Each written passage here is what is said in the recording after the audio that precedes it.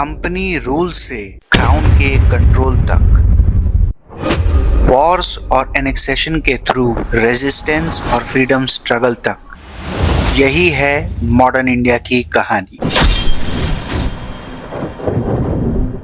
नमस्कार, स्वागत है आप सभी का भारत तरंगिणी में। पिछले लेक्चर में हमने रिवोल्ट ऑफ 1857 के टॉपिक को कवर किया था। आज के वीडियो में हम पीजेंट्स और ट्राइबल रिवोल्ट्स जो 1857 के बाद हुए और चंपारण 1917 से पहले हुए उन्हें कवर करेंगे। इन विद्रोहों के पीछे का मुख्य कारण औपनिवेशिक आर्थिक नीतियां, नए लैंड रेवेन्यू सिस्टम, औपनिवेशिक एडमिनिस्ट्रेटिव और जुडिशियल सिस्टम था, जिसने कृषि व्यवस्था में एक बदलाव किया। जमीन पर दबाव बढ़ा, लोग खेती पर निर्भर होने लगे और किसान धीरे धीरे गरीब होते गए। इस क्रम में सबसे पहले आता है इंडिगो रिवोल्ट बंगाल में। शुरुआत से ही नील की खेती एक बहुत ही अत्याचारी व्यवस्था के तहत कराई जाती थी, जिससे किसानों को भारी नुकसान होता था। नील मालिक इंडिगो प्लांटर्स किसानों को थोड़ी सी अग्रिम राशि यानी कि एडवांस अमाउंट देकर जबरदस्ती कॉन्ट्रैक्ट करवा लेते थे, जो अक्सर धोखाधड़ी से भरा होता था। किसानों को नील की फसल का जो दाम दिया जाता था वो बाजार के भाव से बहुत कम होता था, इसलिए उन्हें फायदा नहीं बल्कि नुकसान ही उठाना पड़ता था। किसानों को उनकी सबसे उपजाऊ जमीन पर नील उगाने के लिए मजबूर किया जाता था। 19th सेंचुरी के सेकंड हाफ में जर्मनी में आर्टिफिशियल डाई का इन्वेंशन हुआ और 1847 में यूनियन बैंक के फेल होने के कारण इंडिगो फार्मर्स की परिस्थिति और ज्यादा बदतर हो गई। जॉन पीटर ग्रांट जो बंगाल के लेफ्टिनेंट गवर्नर थे, उन्होंने किसानों की तरफ एक हमदर्दी वाला रुख अपनाया और इंडिगो प्लांटर्स के कोर्सिव मेथड यानी कि बल प्रयोग को गलत ठहराया। इसके बाद से किसानों के रवैये में बदलाव आया, जो अभी तक प्लांटर्स के अत्याचारों को सह रहे। 1859 में नदिया,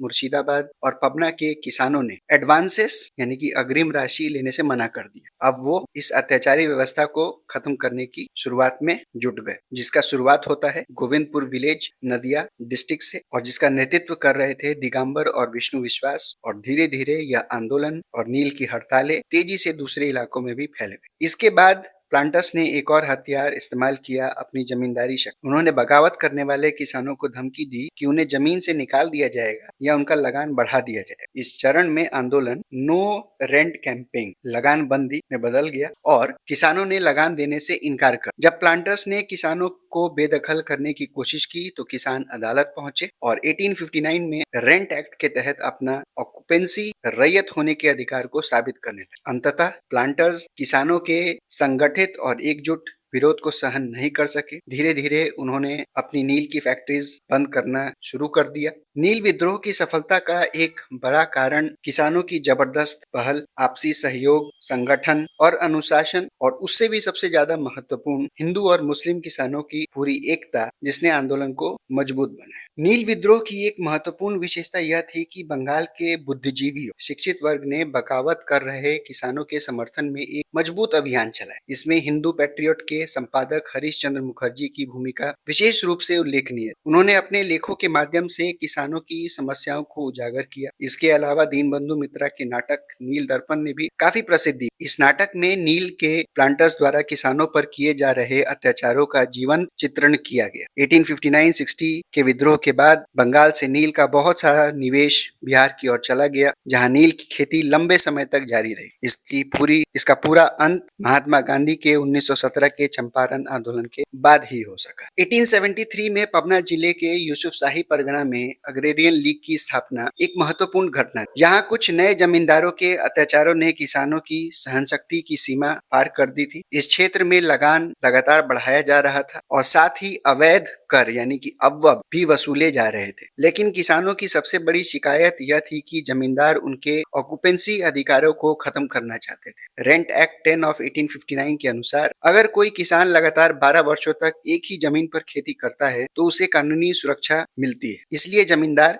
जानबूझकर किसानों को उस जमीन पर लगातार 12 साल तक खेती नहीं करने देते थे ताकि उन्हें यह अधिकार ना मिल सके। यह आंदोलन ज्यादातर शांतिपूर्ण और कानूनी दायरों में रहा, यानी कि लीगल रेसिस्टेंस का था। पबना का यह प्रयोग जल्द ही पूर्वी और मध्य बंगाल के अन्य जिलों जैसे ढाका, मायमेनसिंह, त्रिपुरा, बकरगंज, फरीदपुर, बोगरा और राजशाही डिस्ट्रिक्ट में देखने को मिलता है। इस आंदोलन के परिणाम स्वरूप बंगाल में किसानों और जमींदारों के संबंध काफी तनावपूर्ण हो गए। बढ़ते तनाव के कारण 1885 में बंगाल टेनेंसी एक्ट पारित किया गया। इस कानून ने कंपैरेटिवली उन किसानों को अधिक सुरक्षा दी जो एक ही गांव में लगातार 12 वर्षों तक जमीन पट्टे पर लेकर खेती करते थे, लेकिन छोटे और गरीब किसानों का अधिकार पहले की तरह ही अस्पष्ट बना रहा। पबना आंदोलन और उसके बाद की स्थिति की एक और महत्वपूर्ण विशेषता यह थी कि शिक्षित मध्यम वर्ग का रवैया स्पष्ट नहीं था। वे पूरी तरह से किसानों के पक्ष में भी नहीं थे और न ही पूरी तरह जमींदारों के साथ। उनका दृष्टिकोण दुविधा और असमंजस से भरा हुआ था। किसानों का यह आंदोलन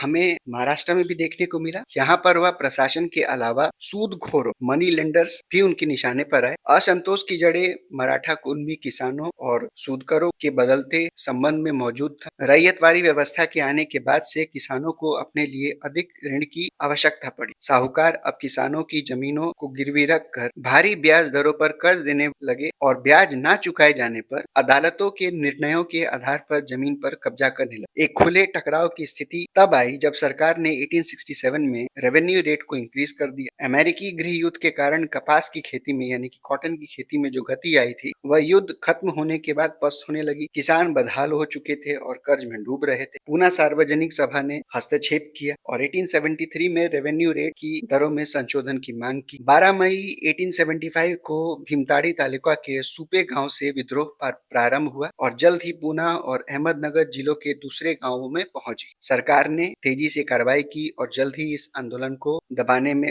का प्रयास किया, जिसमें वह सफल रहे। बॉम्बे गवर्नमेंट ने भी तुरंत कदम उठाए ताकि इस तरह के दंगे दोबारा ना हो, भविष्य में किसानों की जमीन पर कब्जा ना हो। इसके लिए 1879 में दक्कन कृषि राहत अधिनियम, Deccan agriculturist relief act of 1879 लागू किया गया, जिससे किसानों को कुछ कानूनी सुरक्षा मिली। देश के अन्य हिस्सों में भी किसान आंदोलन उभरने लगे। मालाबार में मापिला रेवोल्ट बार बार होते रहे। 1879 में महाराष्ट्र में वासुदेव बलवंत ने रामोसी किसानों की एक टुकड़ी बनाई। पंजाब में कूका विद्रोह बाबा राम सिंह के नेतृत्व में हुआ। असम के मैदानों में अधिक भू राजस्व की दरों के कारण कई किसान दंगे हुए। कई विद्रोह ऐसे भी थे जिनमें सूदखोरों के ऋण पत्र यानी कि जो कॉन्ट्रैक्ट एग्रीमेंट होते थे उनको जलाया गया, उनको नष्ट किया गया, जैसे सहारनपुर, नासिक, बॉम्बे, पूना, अजमेर, पंजाब और ईस्ट बंगाल। कई जगहों पर लगान बंदी, नो टैक्स कैंपेन के अभियान चले, जैसे दक्कन में थाने, कोलाबा, खानदेश, धारवाड़, तंजौर, खेड़ा, सूरत और ब्रॉच में। इस दौरान हमें कई ट्राइबल रिवोल्ट्स भी देखने को मिले। 1806 के बाद से ब्रिटिशर्स का ध्यान भारत के वनों की ओर आकर्षित हुआ, जो उनके शिप बिल्डिंग और रेलवे ट्रैक्स को बनाने के लिए महत्वपूर्ण। 1864 में एक फॉरेस्ट डिपार्टमेंट और 1865 में फॉरेस्ट एक्ट यानी कि वन कानून लाया गया। इसने भारतीय वनों को पूरी तरह सरकार की संपत्ति बना दी। इन सभी एक्शंस ने आदिवासी किसानों के परंपरागत अधिकारों और जीविका के प्रमुख साधनों को उनसे छीन लिया। इसमें दो प्रमुख विद्रोह उभर कर आते हैं। पहला है मुंडा उलगुलन, जिसका नेतृत्व बिरसा मुंडा ने किया, जो छोटा नागपुर में हुआ, और दूसरा था रंपा रेबिलियन या फितूरी, जो आंध्र प्रदेश में हुआ। इस तरह से अंग्रेजों के शासन के विरुद्ध आंदोलन और विद्रोहों का सिलसिला चलता रहा। कुछ और छोटे छोटे विद्रोह भी थे जिन्हें हम अपने एमसीक्यू में कवर कर लें। तो इस तरह से यह सेक्शन भी समाप्त होता है। अब हम राइज ऑफ नेशनलिज्म के दूसरे सेक्शन में चलेंगे, जहां पर पॉलिटिकल चैलेंजेस अगेंस्ट ब्रिटिश राज यानी कि जो ऑर्गेनाइजेशंस और जो इंस्टीट्यूशंस उभर कर आए और जिन्होंने पॉलिटिकल तरीके से ब्रिटिश राज को चुनौती दी, हम उनके बारे में पढ़ेंगे। तो मिलते हैं अगले वीडियो में, तब तक के लिए जय हिंद, जय भारत। किसी भी प्रश्न या किसी भी डाउट को आप सभी कमेंट में पूछ सकते हैं।